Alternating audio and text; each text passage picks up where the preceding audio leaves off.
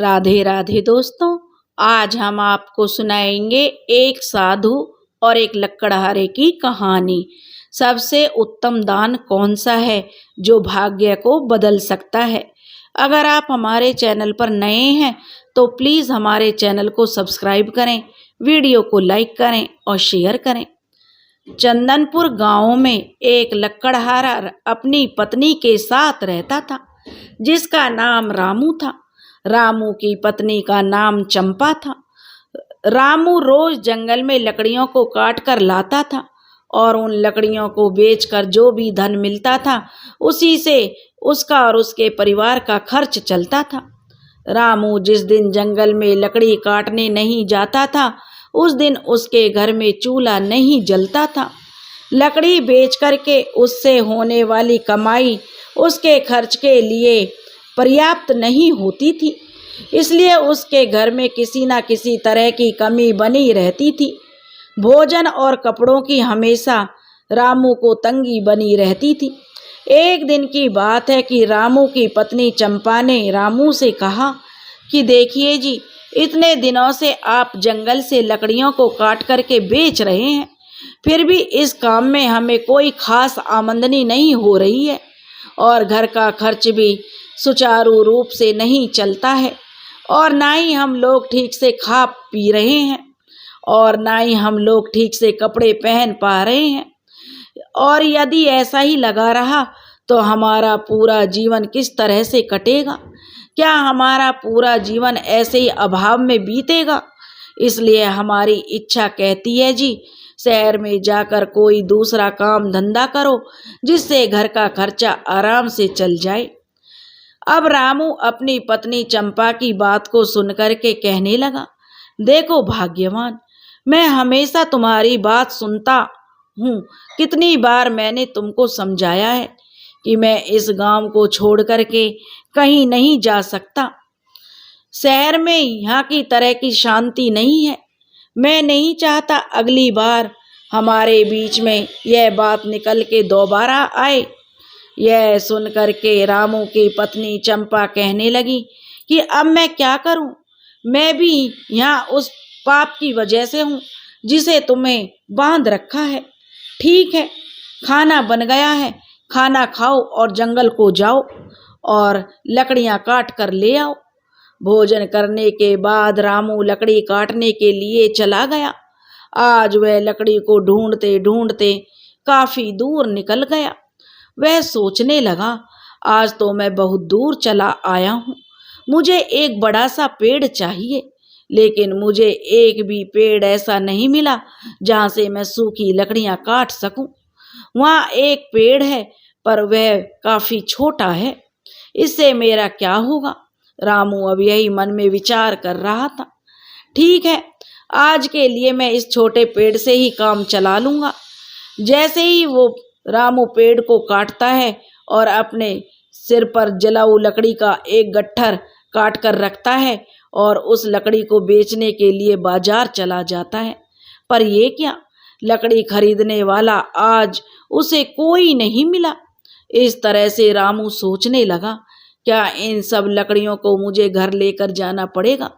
यदि मैं लकड़ियों को घर लेकर चला गया तो आज मेरे घर का खर्चा कैसे चलेगा? इतने में ही उसे एक पंडित जी ने जो आवाज़ लगाई, कहा, सुनो लकड़ी बेचने वाले, अरे वो लकड़हारे जरा इधर तो आओ, ये जलाऊ लकड़ी कितने की है? रामू ने पूछा, महाराज आपको कितनी सारी लकड़ियाँ चाहिए? पूरी चाहिए या आधी चाहिए? अगर सारी लकड़ियाँ चाहिए तो मैं केवल 15 रुपये में दे दूँगा। पंडित जी ने कहा कि मुझे तो यह सारी लकड़ियाँ चाहिए, लेकिन तुमने जो दाम कहा है उतने दाम में नहीं, मैं इसके केवल 7 रुपये दे सकता हूँ। रामू ने कहा, अरे पंडित जी महाराज, इसकी कीमत पर तो मैं जो नहीं दे सकता, यह तो बहुत कम है, इतनी कीमत इसकी नहीं है। पर वैसे भी मैं थक गया हूँ, इस गट्ठर को लादे लादे तो मैं तुम्हें दे देता हूँ। इस तरह से आप 7 रुपये दे दीजिए, पहले तो बहुत देर हो चुकी है, आप मुझे वो 7 रुपये जल्दी से दे दो, मुझे घर भी जाना है और खाना भी खाना है। पंडित जी ने कहा, कि यह लो तुम्हारे 7 रुपए, और यह जो सारी लकड़ियां हैं जो तुम अपने सिर पर रखे हुए हो वह उतार के वहाँ रख दो। और वैसे तुम मुझे भूखे लग रहे हो, क्या तुम कुछ खाना चाहोगे? और क्योंकि खाना खाओगे तो सब तैयार है, खाना खाओ और फिर यहाँ से चले जाना। रामू कहने लगा कि पंडित जी महाराज, मुझे बहुत भूख लगी है और अगर मैं खाना खाऊंगा तो आपके लिए खाना नहीं बच पाएगा, रहने दीजिए, मैं घर जाकर के खाना खा लूँगा। पंडित जी ने कहा कि लक्कड़हारे, तुम चिंता मत करो, तुम खाना खा लो। उसके बाद भी हमारे घर में इतना भोजन बना है कि कम से कम 1015 लोग और खा सकते हैं। उतना खाना मेरे पास है। जब भी तुम्हें भूख लगे तुम यहाँ आकर के निसंकोच होकर के यहाँ खाना खा सकते हो।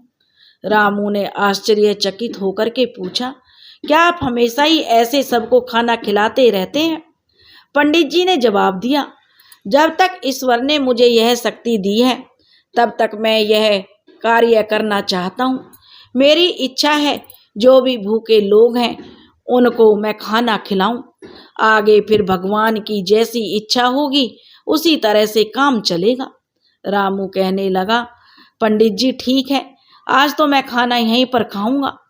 उस दिन रामू ने पंडित जी के घर पर भरपेट खाना खाया और खाना खाने के बाद रामू पंडित जी से कहने लगा, महाराज आप बहुत अच्छे हैं और बहुत ही उदार दिल के हैं। ऐसा अच्छा काम करने के लिए मैं आपकी मदद करना चाहता हूँ। अब से मैं आपसे जो 20 रुपए वाली लकड़ी की कीमत होगी उन लकड़ियों का दाम मैं आपसे मात्र 7 रुपए ही लूँगा। ठीक है? इससे इतना कहकर रामू वहाँ से चलता बना।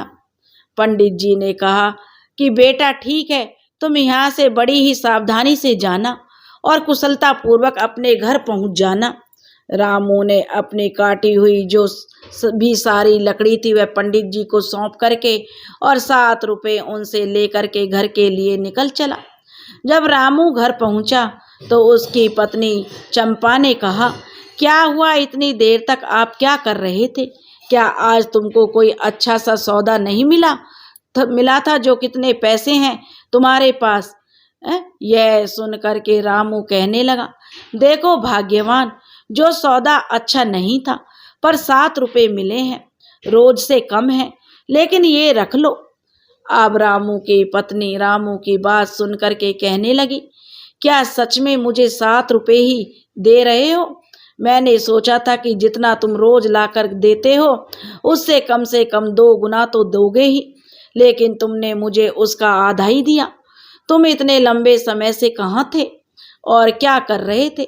अपनी पत्नी चंपा की बात को सुन करके रामू कहने लगा, अरे भाग्यवान, मैं लकड़ियां बेचने के लिए निकला था पर आज कोई खरीदार नहीं मिला और आज लकड़ियों का कोई खरीदार नहीं रहा था तो मैं अपने गांव वापस जो आ रहा था तो जो हमारे गांव के पंडित जी रहते हैं हमारे गांव में, मैं उनके घर पर गया और वहाँ जो भी जाता है वह पंडित जी उन्हें बड़े प्यार से खाना खिलाते हैं और ऐसे लोगों के लिए हमें कुछ ना कुछ जरूर करना चाहिए।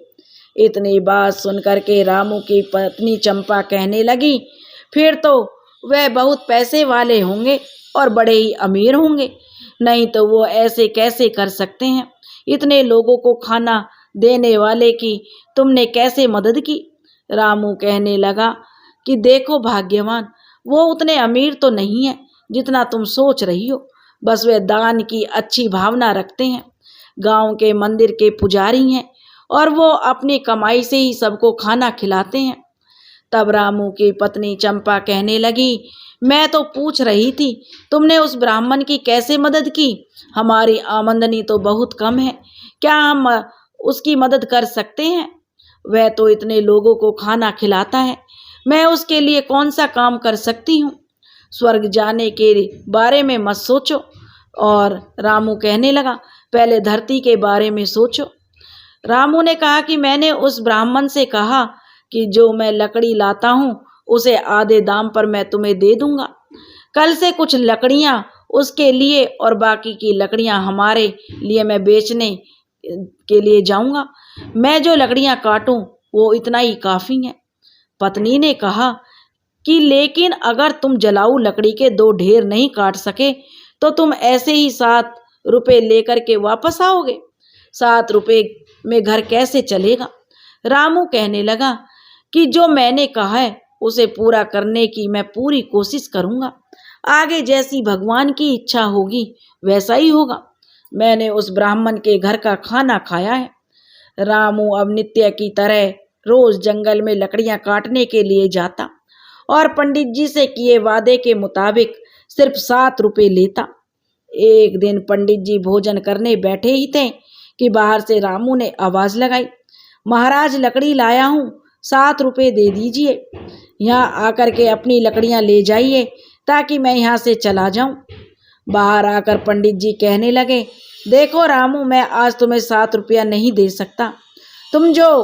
तुम्हारी जो लकड़ियां हैं उनको लेकर के जा सकते हो।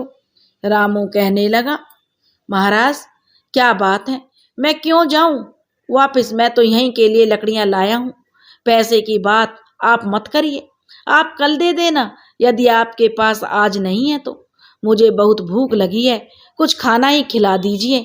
खाना तो खिला सकते हैं ना आप, और ना ही वैसे भी आप तो सभी को खिलाते हैं। पंडित जी ने कहा, बहुत अच्छे रामू, पहले अपने हाथ पैर धो लो, तब तक मैं भोजन की व्यवस्था करता हूँ। पंडित जी घर के अंदर गए और जा कर के अपनी पत्नी को बताते हैं कि उनकी जो पत्नी थी वह कहने लगी, तुमने ऐसे वादा क्यों किया? हमारे घर में खाने के लिए कुछ भी नहीं बचा है सिवाय उस खाने के जो अभी आप खाने वाले हैं। हम इस समय रामू को कैसे खाना खिलाएंगे? हमारे पास जो भी खाना था वह सब खत्म हो चुका है। क्या आपको यह पता नहीं है? पंडित जी कहने लगे, अरे भाग्यवान, इसमें ऐसी कौन सी बात हो गई? यह जो खाना तुमने परोसा है मेरे लिए, तो यह हम रामू को खिला देते हैं। यह रामू के लिए काफ़ी है। सोच रहा हूँ आज मैं उपवास कर लूँ। यही सुनकर के पंडित जी की पत्नी कहने लगी, मुझे बताओ कि तुम ऐसा कितनी बार करोगे? जब तुम्हारे पास है ही नहीं तो तुम यह सब क्यों करते हो? पंडित जी कहने लगे, सब कुछ भगवान देता है, पहले तुम रामू को खिलाओ, उसके बाद बताना। और पंडित जी जो थे उन्होंने अपने आने वालों को जो अपने यहाँ खाना खिलाया करते थे, भले ही उनके पास वह खाना ना हो, वह खुद भूखे रहें, उपवास करते रहें, लेकिन वो दूसरों को भोजन करवा दिया करते थे। एक दिन हमेशा की तरह रामू लकड़ी काटने जाता है जंगल में, और जंगल के सामने जो कई सारे सूखे पेड़ थे वह पहले ही उन पेड़ों को काट चुका था और सूखे पेड़ों की तलाश के लिए वह जंगल में काफी अंदर निकल गया। रामू मन में सोचने लगा, मैं इससे पहले कभी इतना अंदर नहीं गया, मुझे सावधान होकर के यहाँ चलना चाहिए। यहाँ तो बहुत ही भयानक जंगली जानवर रहते हैं, अगर मुझे कुछ हो गया तो मेरे परिवार का क्या होगा? इतने में रामू को एक सूखा पेड़ दिखाई दिया। रामू सोचने लगा, लगता है यह पेड़ अच्छा लग रहा है, सूखा हुआ है, एक शाखा ही इस पेड़ की मेरे लिए काफ़ी है, अगर मैं इसे काटूं तो 3 ढेरी बन जाएगी। इस तरह से सोचकर रामू उस डाली पर बैठ करके उस सूखी डाली को काटने लगा। तो बहुत बड़ी और सूखी शाखा होने के कारण वह डाली टूट करके बगल के पेड़ के नीचे एक टीले पर जाकर गिर गई, और उसी टीले के अंदर एक साधु महात्मा निकले और गुस्से में वो कहते हैं रामू से, तूने मेरी तपस्या भंग की है, लगता है वह तुम ही थे जिन्होंने मेरी तपस्या को भंग कर दिया। मैं भगवान की तपस्या बड़े प्रेम से कर रहा था और तुमने मेरी तपस्या को भंग करने का साहस कैसे किया? इसलिए मैं तुम्हें अभी श्राप देता हूँ कि तुम इसी वक्त कुत्ते बन जाओ।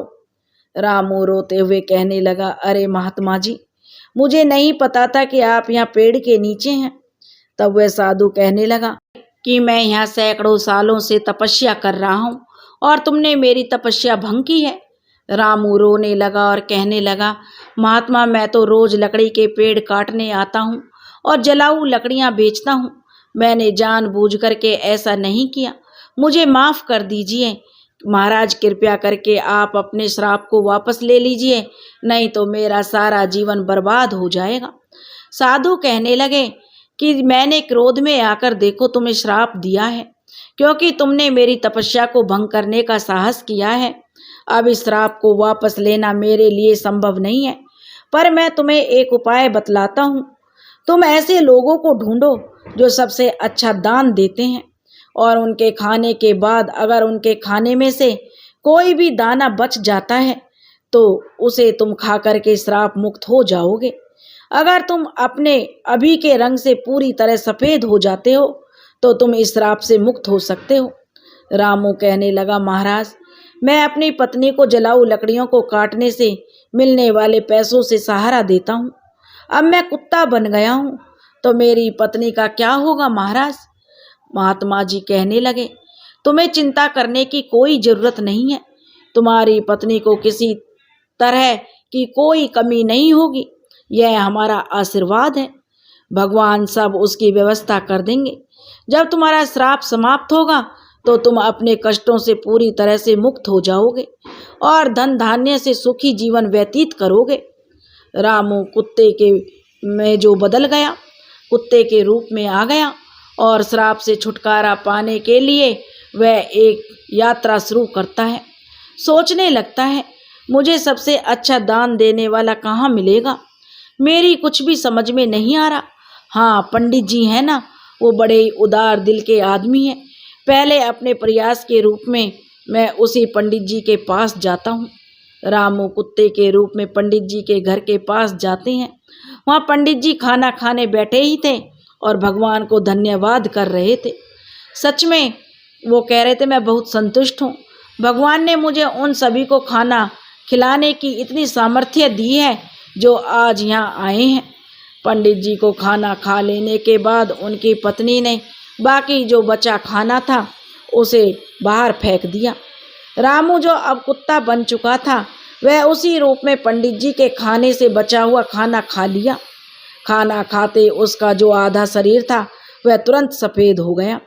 रामू सोचने लगा, मुझे लगा था कि पंडित जी बहुत उदार व्यक्ति हैं, मुझे तुरंत ही आधे श्राप से मुक्ति मिल गई है, लेकिन पूरी तरह से इस श्राप से मैं कब मुक्त होऊंगा? इसके लिए मुझे किसी दूसरे आदमी की तलाश करनी होगी। और इस तरह से सोच करके वह सोचने लगा कि कोई यदि मुझे आसपास ही मिल जाता तो मुझे श्राप से बड़ी आसानी से मुक्ति मिल जाती। अगर दिए गए श्राप से मुझे मुक्ति मिल जाती तो श्राप से मुक्त होने के बाद धन और सुख के साथ मैं जीवन यापन करूँगा। मैं चाहे कितने भी साल लकड़ियाँ काट लूँ, कभी इतना बड़ा नहीं बन सकता। यह तो मेरे साथ बहुत अच्छा हुआ। मुझे श्राप देने के लिए बहुत बहुत धन्यवाद महाराज जी। ऐसा कह कर के रामू दूसरे आदमी को खोजने लगता है। एक दिन वहाँ जो एक संतोष नाम का एक आदमी गौदान कर रहा था, वहाँ से दान लेने वाला सुरेश गाय को लेकर के संतोष के बारे में सोचता है, कितना पवित्र आदमी है और ऐसा वह मेरे साथ ही नहीं कई लोगों के साथ ऐसा कर रहा है। ऐसे लोगों को आशीर्वाद मिलना चाहिए। यह देख करके रामू सोचता है, वाह वाह, आज मुझे श्राप से पूरी तरह मुक्ति मिल जाएगी। यह आदमी पंडित जी के समान ही होना चाहिए जो सबसे अच्छा दान कर रहा है। इस तरह से अपने मन में सोच करके रामू वहीं पर रुक जाता है और कहता है, रुक करके देखता हूँ कि वो कब खाना खाने के लिए बैठते हैं। वह जो संतोष था, खाना उसने खाया और पत्तल को उठा करके बाहर फेंक दिया। रामू तुरंत जाकर के उस पत्तल में से बचा हुआ खाना खा लेता है, लेकिन वो वैसा जैसा सोच रहा था वैसा नहीं हुआ। वह पहले की ही तरह रह गया। वह सोचने लगा, संतोष तो इतना बड़ा दानी है, फिर मेरा रंग क्यों नहीं बदला? मुझे कुछ समझ नहीं आ रहा। वो वापस आकर के पंडित जी के घर के बाहर बैठ गया। वहाँ बैठे वो देख रहा कि दो लोग आपस में बातें कर रहे हैं। उनमें से एक बोला कि संतोष हमेशा गांव के बाहर वालों को बुला करके ही दान देता है। अगर तुम सच जानोगे तो सुन करके चौंक जाओगे। उसकी सारी गाय 2 महीने से ज़्यादा दूध नहीं देती हैं। उसे या पहले से ही पता होता है या फिर उन्हें बैठ करके खिलाना पड़ेगा, इसलिए दान कर देता है। वह कभी दूध देने वाली अच्छी गाय को दान नहीं करता। वह हमेशा उसी तरह की गायों का दान करता है जो उसके लिए बिल्कुल बेकार हो चुकी हैं। उसे पाप लगेगा। हमारे राजा की तरह कोई भी दान नहीं कर सकता। वो एक महान दानी है। एक हफ्ते में वह खाना बांट रहे हैं और कल आखिरी दिन अन्नदान के साथ वस्त्र दान भी करने वाले हैं। वो वहाँ सबके साथ एक हफ्ते से खाना खा रहे हैं। कभी भी उनके जैसा धर्मात्मा हमने नहीं देखा। इतने में ही दूसरा जो व्यक्ति वहाँ बैठा हुआ था वो कहने लगा, अरे यह सब कुछ नहीं है। उन्होंने हमारे लिए अच्छी सी सड़कें बनवाई हैं और हर जगह उन्होंने कुएं और तालाब खुदवाए हैं। मतलब उन्होंने बहुत कुछ किया है। ऐसा धर्मात्मा मैंने कभी नहीं देखा। यह सुनकर रामू सोचने लगा, मैं जिस दूसरे आदमी को तलाश कर रहा था अवश्य यही वह राजा है। अगले दिन रामू राजा के महल के बाहर पहुंच गया, जहां राजा सबको दान दे रहा था। राजा के खाने के बाद सैनिक उस पत्तल को बाहर फेंक देते हैं जिसमें राजा ने खाना खाया था। यह देख करके रामू वहां जाता है और पत्तल में से खाना खाता है, लेकिन उसका रंग फिर भी नहीं बदलता। रामू सोचने लगता है कि राजा तो इतना बड़ा दानी है, फिर आश्चर्यजनक रूप से ये इतने महान दानी राजा के भोजन करने के बाद भी मेरा रंग क्यों नहीं बदला। यह श्राप तो दूसरी तरह का लग रहा है। मुझे तुरंत उस ऋषि के पास जाना चाहिए जिसने मुझे यह श्राप दिया है। इस तरह से विचार करके रामू सीधा उस महात्मा के पास पहुंच जाता है। उसके आधे बदले हुए रंग को देख करके तुरंत महात्मा जी कहते हैं, ऐसे लगता है तुम्हें अभी केवल एक ही आदमी मिला है। तुम्हारा केवल आधा रंग ही परिवर्तित हुआ है। क्या तुम्हें कोई और नहीं मिला? इस पर कुत्ते बने रामू ने उस महात्मा से कहा कि श्राप मिले हुए बहुत दिन बीत गए हैं। पंडित जी का खाना खाकर मैं आधा सफेद हो गया। इसके बाद मैंने उनसे भी ज्यादा दान करने वाले लोगों को देखा। उन्होंने जो खाना खाया उसे खाने से कोई फायदा नहीं हुआ। महाराज, इसके अलावा हमारे शहर में जो राजा हैं बड़े धर्मात्मा हैं। एक हफ्ते तक उन्होंने सबको खाना दिया, कपड़े भी दिए। इतने धर्मपरायण आदमी द्वारा खाया हुआ खाना खाने के बाद भी मैं श्राप से मुक्त नहीं हो पाया। इसमें कुछ रहस्य है महात्मा जी, मुझे नहीं समझ आ रहा है। आप ही कृपया करके बताइए। महात्मा जी कहने लगे, तुम जितना का भी तुमने दान देखा है उनमें से संतोष द्वारा किया गया जो दान था वह सच्चा दान नहीं था। ऐसी चीजों का दान दे रहा था वह जिसे उसकी जरूरत नहीं थी। अगर उसे उसकी जरूरत होती तो वह उन्हें दान भी नहीं देता। ऐसे ही राजा जो कुछ भी देता है उसे दान नहीं माना जाएगा, क्योंकि राजा खुद नहीं कमाता। वह तुम्हारे द्वारा दिए गए कर के रूप में जो प्राप्त धन होता है उसे वह राज्य के लोगों पर खर्च करता है। कल के दान में भोजन और वस्त्र आपके द्वारा कर के रूप में दिए गए थे, इसलिए कल जो भी दान उसने दिया उसे दान नहीं कहा जाएगा। यह लोगों का ही पैसा है और लोगों पर ही खर्च कर रहा है। समझ रहे हो तुम? इस तरह से राजा का दान कहाँ है? इसलिए राजा ने जो भी भोजन खाया वो तुम्हें श्राप से मुक्त नहीं कर पाया, क्योंकि उन्होंने अपनी कमाई से कोई दान नहीं दिया। देखो, सही दान उस पंडित जी का है। उन्होंने भूखों को खाना दिया, भले ही उन्होंने खुद खाना नहीं खाया, लेकिन उसका दान सबसे अच्छा है। और कुछ और प्रयास करो, तुम श्राप से मुक्ति पाने के करीब पहुंच गए हो। और समझ गया महात्मा जी। इस तरह से जो रामू धन्यवाद देता है महात्मा जी के, और रामू उदास मन से वहां से चला जाता है। चलते चलते उसे बहुत जोर की प्यास लगी होती है।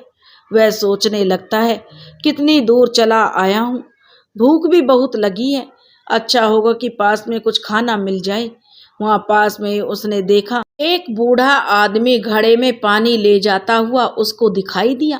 वो बूढ़ा आदमी रोज घड़े में पानी ले जाता और गर्मी में जो भी राहगीर उस रास्ते से गुजरते उनके लिए पानी रख देता था। उस बूढ़े आदमी की उम्र लगभग 80 साल या उससे अधिक लग रही थी। पानी के घड़े रखने के बाद वह बूढ़ा व्यक्ति जो खाना लाया था उसे निकालकर खाने लगता है। भूखा रामू बूढ़े आदमी के पास जाता है। बूढ़ा आदमी अपने खाने में से कुछ खाना लेता है, और रामू को दे देता है। रामू उसे खाते श्राप से पूरी तरह से मुक्त होकर के वह कुत्ते के रूप को छोड़ करके एक सामान्य आदमी बन जाता है। उसने बूढ़े आदमी को बहुत सा धन्यवाद दिया और वहाँ से वापस लौट आया। दोस्तों, दान कभी भी छोटा और बड़ा नहीं होता। दूसरों की भूख मिटाने वाले जो पंडित जी थे और प्यास मिटाने वाले उस बूढ़े आदमी ने जैसा दान किया, उस तरह का दान करने से व्यक्ति का कल्याण होता है। सबसे अच्छा दान खुद के बजाय दूसरों की मदद करना होता है। ऐसे ही चलते चलते रामू अपनी पत्नी के पास गांव पहुंच गया और खुशी खुशी वे दोनों पति पत्नी अपने जीवन को व्यतीत कर रहे थे। उस महात्मा के श्राप के कारण अब उनका जीवन पहले से सुखी हो गया। दोस्तों, यह कहानी आपको कैसी लगी? अगर आपको यह कहानी पसंद आई हो तो प्लीज़ हमारे चैनल को सब्सक्राइब करें, वीडियो को लाइक करें और शेयर करें। राधे राधे।